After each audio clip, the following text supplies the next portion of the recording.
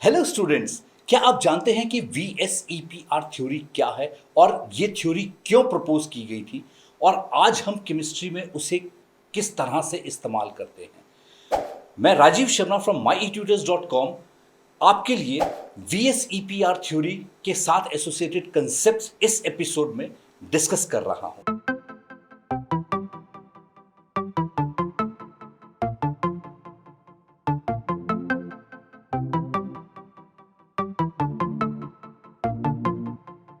तो VSEPR theory इसलिए propose हुई थी क्योंकि जो लुईस डॉट स्ट्रक्चर्स हैं जिसमें हम एलिमेंट को वैलेंशियल इलेक्ट्रॉन्स के साथ बनाते हैं, पर जब हम उसके मॉलिक्यूल में कन्वर्ट करते हैं, एटम्स को मिलाकर के मॉलिक्यूल्स बनाते हैं, तो मॉलिक्यूल की हम शेप नहीं बता पाते क्योंकि लुईस डॉट स्ट्रक्चर्स में कहीं भी शेप को इंक्लूड नहीं किया गया था। तो ये इस जो शेप की एक डिस्क्रिपेंसी थी उसको ओवरकम करने के लिए VSEPR थ्योरी प्रपोज हुई। अब जो VSEPR है, this is not a name of scientist, एक साइंटिस्ट का नाम नहीं है, ये एक एब्रिविएशन है जिसका मतलब है valence shell electron pair repulsion theory. Valence shell electron pair repulsion theory है। अब जैसा ये नाम सजेस्ट कर रहा है कि वैलेंस शेल की बात हो रही है, उसके साथ लुईस डॉट स्ट्रक्चर्स की बात हो रही है, तो यदि आप इन दोनों कंसेप्ट्स को रिफ्रेश करना चाहते हैं, वैलेंस शेल के कंसेप्ट को रिफ्रेश करना चाहते हैं या लुईस डॉट स्ट्रक्चर के कंसेप्ट को रिफ्रेश करना चाहते हैं, तो इस समय जो कार्ड डिस्प्ले हो रहा है आप उसको फॉलो करके इन कंसेप्ट्स को रिफ्रेश कर सकते हैं। और यदि आपके लुईस डॉट स्ट्रक्चर के कंसेप्ट बिल्कुल क्लियर हैं तो चलें क्लास में और देखें कि VSEPR थ्योरी के साथ क्या कंसेप्ट्स एसोसिएटेड हैं। तो वेस्पर थ्योरी जो प्रपोज हुई थी उसमें लुईस डॉट स्ट्रक्चर्स के ड्रॉबैक को ओवरकम किया गया था, तो वही देखते हैं। तो अब सबसे पहले देखें तो यहां पे जो ये लुईस डॉट स्ट्रक्चर है, कार्बन डाइऑक्साइड मॉलिक्यूल का लुईस डॉट स्ट्रक्चर है। अब इसमें ये कार्बन के वैलेंशियल इलेक्ट्रॉन्स हैं और ये ऑक्सीजन के वैलेंशियल इलेक्ट्रॉन्स हैं। और अब इसमें यदि देखें तो ये जो हो गया इसके शेयर्ड पेयर ऑफ इलेक्ट्रॉन हो गया, ये इसका कार्बन डाइऑक्साइड मॉलिक्यूल में कार्बन और ऑक्सीजन का शेयर्ड इलेक्ट्रॉन हो गया और ये पेयर बन गया, और ये जो है इसके वैलेंशियल इलेक्ट्रॉन्स हो गए। अब एक स्ट्रक्चर मैंने ये बनाया है और दूसरा कार्बन डाइऑक्साइड मॉलिक्यूल का स्ट्रक्चर ये बनाया है। अब लुईस डॉट स्ट्रक्चर्स के हिसाब से ये दोनों ही स्ट्रक्चर्स वैलिड हैं क्योंकि इसमें ऑक्टेट रूल ओबे हो रहा है और दोनों एटम्स के हमने कार्बन और ऑक्सीजन के वैलेंशियल इलेक्ट्रॉन्स को प्रॉपर्ली प्लेस किया है, पर दोनों की शेप्स जो हैं वो डिफरेंट है। और यदि हम देखें तो टेक्निकली कार्बन डाइऑक्साइड मॉलिक्यूल की जो मैंने नीचे ये स्ट्रक्चर बनाया, ये जो स्ट्रक्चर बनाया है, कार्बन डाइऑक्साइड मॉलिक्यूल की शेप कभी भी ऐसी नहीं हो सकती। तो इसी चीज को ओवरकम करने के लिए VSEPR theory, valence shell electron pair repulsion theory को पुट फॉरवर्ड किया गया था। तो अब हम valence shell electron pair repulsion theory के पोस्टुलेट्स देख लेते हैं। तो सबसे पहला पोस्टुलेट हो जाएगा कि valence shell electron pair repulsion theory में कि only valence shell electrons will participate in the bond formation. तो जब ज्वाइनिंग एटम्स हैं तो ज्वाइनिंग एटम्स में जो भी इलेक्ट्रॉन पार्टिसिपेट कर रहे हैं वो वैलेंस शेल इलेक्ट्रॉन। तो इसीलिए मैंने वैलेंस शेल जब एक्सप्लेन किया था तो वहां मैंने इसका एम्फसाइज किया था कि हमें वैलेंस शेल आइडेंटिफाई करना आना चाहिए, और यदि हम वैलेंस शेल आइडेंटिफाई नहीं कर सकते तो केमिस्ट्री में बहुत कन्फ्यूजन क्रिएट होती है। तो सबसे पहला है कि वैलेंस शेल होने चाहिए और वैलेंस शेल ही दो एटम्स को बेसिकली ज्वाइनिंग में वो इलेक्ट्रॉन्स पार्टिसिपेट करेंगे। सेकेंड जो है कि अब जब मॉलिक्यूल फॉर्म होगा, जब दो एटम्स जुड़ गए और उससे मॉलिक्यूल फॉर्म हुआ है, तो मॉलिक्यूल में क्या हो जाएंगे कि दो टाइप के इलेक्ट्रॉन्स हो जाएंगे। तो जो दो टाइप के इलेक्ट्रॉन्स हो जाएंगे, फर्स्ट हो जाएगा बॉन्डेड पेयर या बॉन्डेड इलेक्ट्रॉन पेयर, और सेकेंड जो हो जाएगा लोन पेयर ऑफ इलेक्ट्रॉन। तो लोन पेयर ऑफ इलेक्ट्रॉन्स हो जाएंगे and bonded pair of electron हो जाएंगे। अब जो बॉन्डेड पेयर और लोन पेयर में डिफरेंस क्या है कि लोन पेयर जो है, अब बॉन्डेड पेयर और लोन पेयर में डिफरेंस ये है कि बॉन्डेड पेयर जो होगा उसमें जो है जो इलेक्ट्रॉन्स हैं वो बॉन्ड फॉर्मेशन में पार्टिसिपेट कर रहे हैं। जैसे electron pair in which are involve in bond formation, that is a bonded pair of electron. और लोन पेयर ऑफ इलेक्ट्रॉन्स वो हो जाएंगे जो बॉन्ड फॉर्मेशन में पार्टिसिपेट नहीं कर रहे हैं। तो जो इलेक्ट्रॉन्स बॉन्ड फॉर्मेशन में पार्टिसिपेट नहीं कर रहे हैं और वो एटम के ऊपर ऐसे ही प्रेजेंट है, चाहे वो ज्वाइनिंग एटम हो चाहे जो मेन एटम है, सेंट्रल एटम है। यहां मैं सेंट्रल एटम को एक्सप्लेन नहीं कर रहा हूं। जो मेरा नेक्स्ट एपिसोड है हाइब्रिडाइजेशन, उसमें मैं सेंट्रल एटम को डिटेल में एक्सप्लेन करूंगा। तो वो सेंट्रल एटम जो है, ये मेन जैसे यहाँ पे ऑक्सीजन है, इसको हम सेंट्रल एटम कह रहे हैं, या जो और उसके साथ हाइड्रोजन जो है ज्वाइनिंग एटम्स है। तो हाइड्रोजन जो है, ये जो हाइड्रोजन और ऑक्सीजन के बीच में बॉन्ड बना है, दिस इज बॉन्डेड पेयर। तो ये बॉन्डेड पेयर है। और ये जो मैंने ब्लैक से ऑक्सीजन के ऊपर 2 इलेक्ट्रॉन पेयर शो किए हैं, ये ऑक्सीजन के लोन पेयर हैं। अभी ऑक्सीजन के लोन पेयर क्यों हो जाएंगे? क्योंकि हम यदि ऑक्सीजन का लुईस डॉट स्ट्रक्चर बनाएं तो उसमें 6 इलेक्ट्रॉन्स होने चाहिए। तो ये 2 इलेक्ट्रॉन्स ऑक्सीजन के, ये चार इलेक्ट्रॉन हो गए, और ये 2 इलेक्ट्रॉन जो ब्लू वाले हैं, इनको मिलाकर के टोटल ऑक्सीजन के वैलेंस शेल में 6 इलेक्ट्रॉन्स हो गए। तो इन 6 इलेक्ट्रॉन्स में से सिर्फ 2 इलेक्ट्रॉन्स जो हैं ऑक्सीजन के बॉन्ड फॉर्मेशन में पार्टिसिपेट कर रहे हैं। ये जो 4 इलेक्ट्रॉन्स हैं, ये बॉन्ड फॉर्मेशन में पार्टिसिपेट नहीं कर रहे हैं, इसीलिए हम इन्हें लोन पेयर्स कह रहे हैं। So these are lone pairs.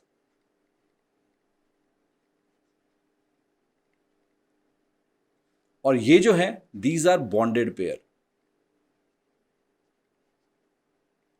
तो इस तरह से बॉन्डेड पेयर और लोन पेयर हो जाएंगे। तो अब जो थर्ड पोस्टुलेट है वेस्पर थ्योरी का, उसमें जो है रिपल्शंस की बात की गई है कि जो लोन पेयर हैं और बॉन्डेड पेयर हैं, लोन पेयर और बॉन्डेड पेयर के बीच में रिपल्शंस होंगी। अब जो लोन पेयर होंगे, किसी भी एटम के ऊपर लोन पेयर्स हैं, तो वो लोन पेयर्स उसमें ज़्यादा रिपल्शन क्रिएट करेंगे। या दो एटम्स की जब हम बात कर रहे हैं, तो उन पे यदि लोन पेयर्स ज़्यादा हैं तो वो रिपेल करेंगे। सबसे ज़्यादा रिपल्शन उन दोनों के बीच में होगी। और जो बॉन्डेड पेयर लोन पेयर है, उसमें रिलेटिवली रिपल्शन कम होगी, और सबसे कम रिपल्शन होगी यदि 2 बॉन्डेड पेयर है। तो रिपल्शन का ऑर्डर ये हो जाएगा, लोन पेयर में सबसे ज़्यादा रिपल्शन है, उसके बाद लोन पेयर बॉन्ड पेयर है, और सबसे कम रिपल्शन जो है बॉन्ड पेयर में है।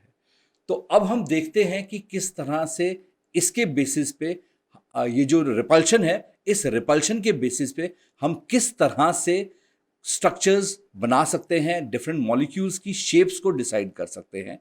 तो जो सबसे पहला हमारा स्ट्रक्चर हो जाएगा, that is AB type of structure, AB2 type of structure हो जाएगा। तो इसमें A जो है हमारा सेंट्रल एटम हो जाएगा, या मैं इसको मेन एटम कह रहा हूं यहाँ पे, क्योंकि मैंने आपको सेंट्रल एटम नेक्स्ट एपिसोड में एक्सप्लेन करूंगा। तो ये मेन एटम है, और इसके साथ B जो है ज्वाइनिंग एटम है।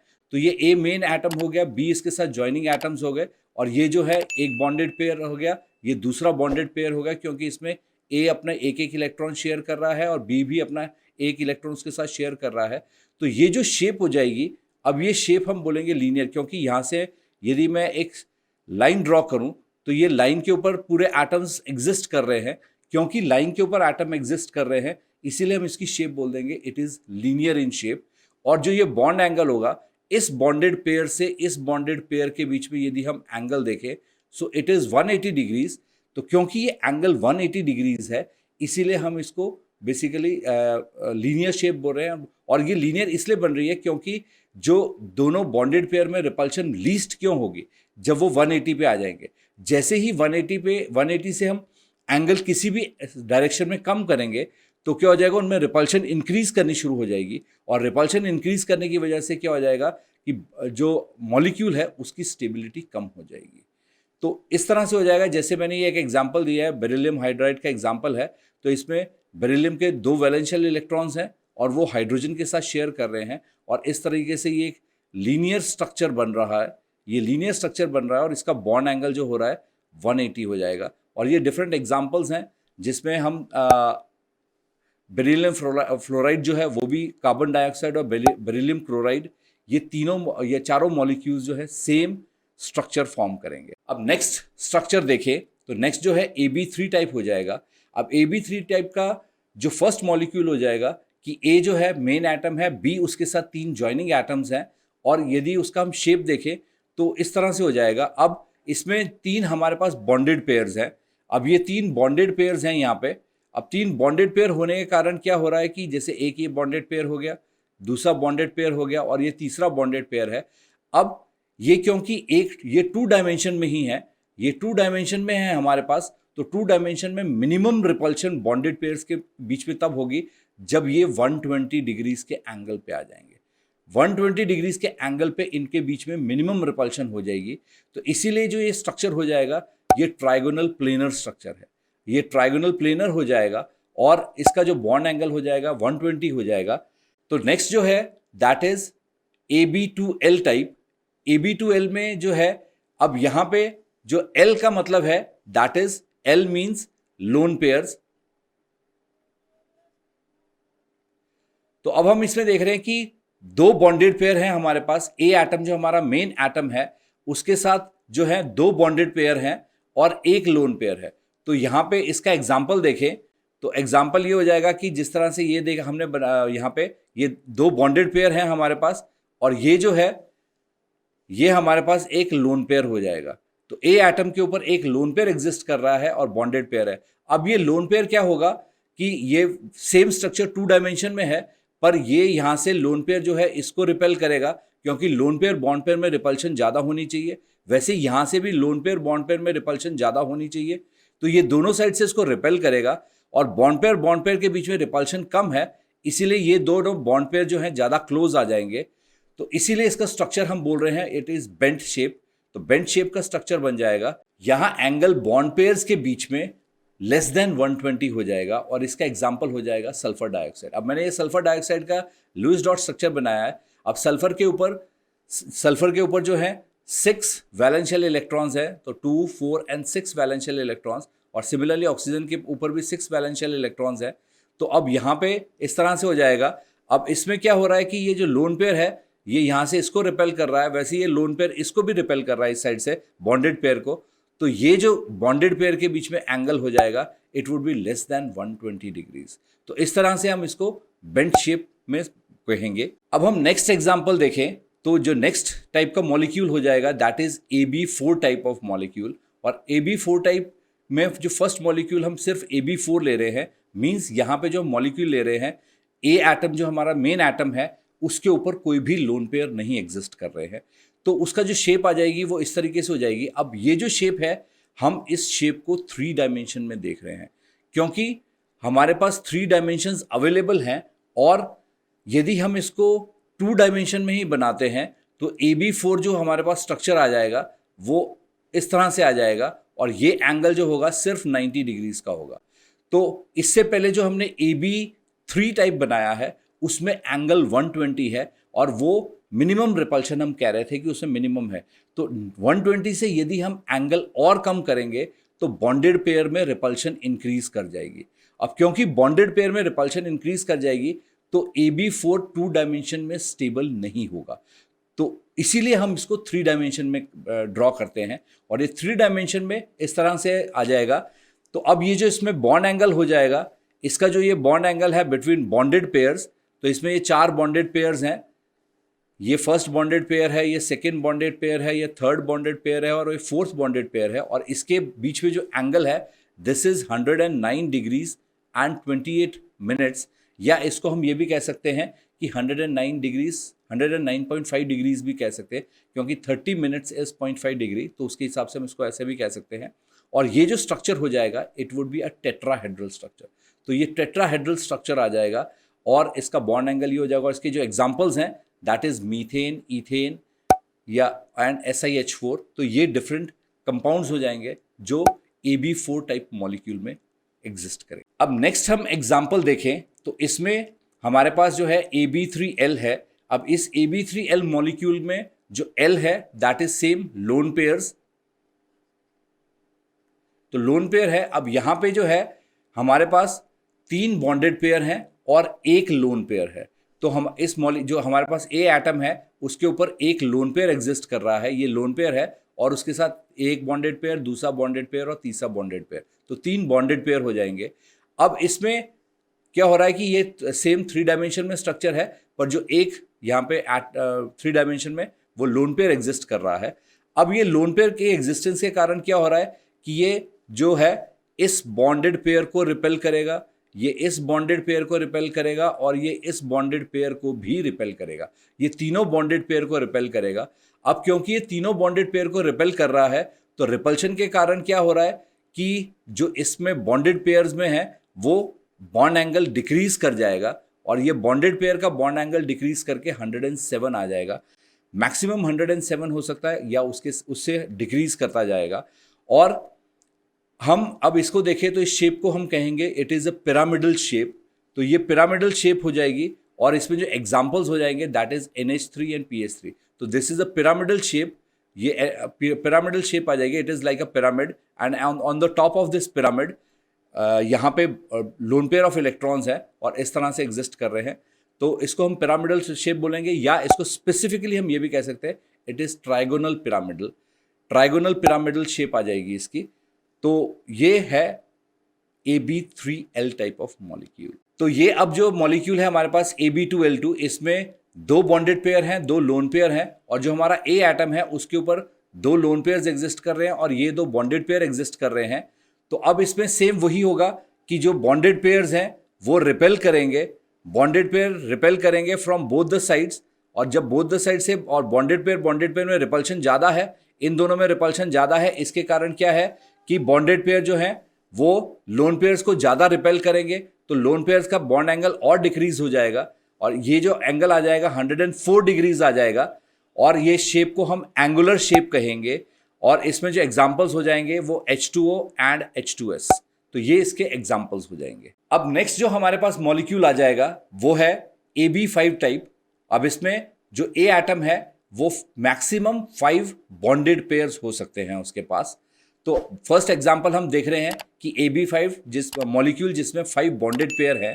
तो ये जो इस तरीके से हो जाएगा, ये एक बॉन्डेड पेयर, दो बॉन्डेड पेयर, तीन बॉन्डेड पेयर, चार बॉन्डेड पेयर और पांच बॉन्डेड पेयर। तो इस तरीके से AB5 मॉलिक्यूल बन जाएगा।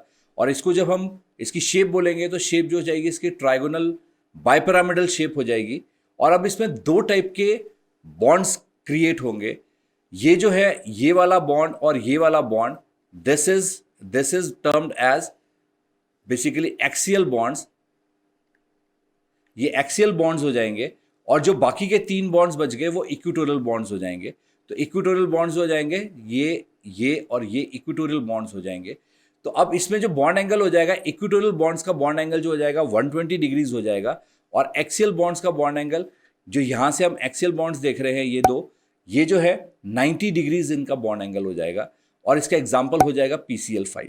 अब नेक्स्ट हम देख रहे हैं एग्जाम्पल AB4L मॉलिक्यूल। अब इसमें सेम वही है कि A एटम जो है उसके पास 4 बॉन्डेड पेयर फॉर्म कर रहा है और उसके साथ एक लोन पेयर एग्जिस्ट कर रहा है। तो ये A जो एटम है इसके ये 4 बॉन्डेड पेयर्स हो गए और इसके ऊपर ये एक लोन पेयर हो गया। तो इस तरीके से इसके जो है वैलेंशियल इलेक्ट्रॉन्स हो जाएंगे। तो अब इसकी जो यहाँ पे क्या होगा कि ये जो loan pair of electron exist कर रहा है, ये जो एक्सियल बॉन्ड्स हैं इसको रिपेल करेगा और एक्सियल बॉन्ड्स को रिपेल करने के कारण क्या हो जाएगा, ये थोड़े टिल्टेड हो जाएंगे। इसीलिए हम इसको डिस्टॉर्टेड ट्राइगोनल बाइपिरामिडल शेप बोल रहे हैं। इसकी डिस्टॉर्टेड ट्राइगोनल बाइपिरामिडल है या इसको सीसॉ भी कहते हैं। ये सीसॉ शेप हो जाएगी। और अब इसका बॉन्ड एंगल हम नहीं बताते क्योंकि जो ये है ये बेसिकली A एटम कौन सा है और किस तरीके से रिपल्शन हो रही है उसके ऊपर डिपेंड करेगा। तो डिफरेंट जैसे यदि इसमें सल्फर है तो सल्फर जैसे SF4 है तो उसमें रिपल्शन कुछ और होगी और इसके सल्फर के अलावा यदि हम और कोई और एटम ले लेते हैं तो उसमें रिपल्शन डिफरेंट हो सकती है। तो ये आ जाएगा इस तरीके से ये AB4 मॉलिक्यूल हो जाएगा। तो नेक्स्ट हम AB5 टाइप में देख रहे हैं कि AB3L2 टाइप मॉलिक्यूल। अब इसमें जो है हमारे पास तीन बॉन्डेड पेयर हैं, तीन हमारे पास बॉन्डेड पेयर हैं और दो लोन पेयर्स हैं। तो तीन बॉन्डेड पेयर और दो लोन पेयर के साथ ये स्ट्रक्चर बन रहा है। अब यहाँ पे जो ये लोन पेयर्स हो जाएंगे ये इक्वेटोरियल पोजीशन पे होंगे और जो बॉन्डेड पेयर रहेंगे वो एक्सियल पोजीशन पे जाएंगे और इसमें जो बॉन्ड एंगल हो जाएगा 90 डिग्रीज हो जाएगा and the shape is T shaped molecule. और एग्जाम्पल हो जाएगा इसका इंटरहेलोजन कंपाउंड्स हैं जैसे ClF3। AB5 टाइप में जो नेक्स्ट मॉलिक्यूल हो जाएगा that would be AB2L3 type molecule. अब इसमें तीन जो A एटम है हमारा उसके पास तीन लोन पेयर्स हैं और दो बॉन्डेड पेयर हैं। तो अब ये हो जाएंगे तीन लोन पेयर्स हो गए उसके पास और ये दो बॉन्डेड पेयर हो गए। तो इस तरीके से इसकी शेप आ जाएगी और जो हम शेप इसकी कहेंगे वो लीनियर हो जाएगी क्योंकि हम बॉन्डेड पेयर्स को शेप में नहीं काउंट करते हैं।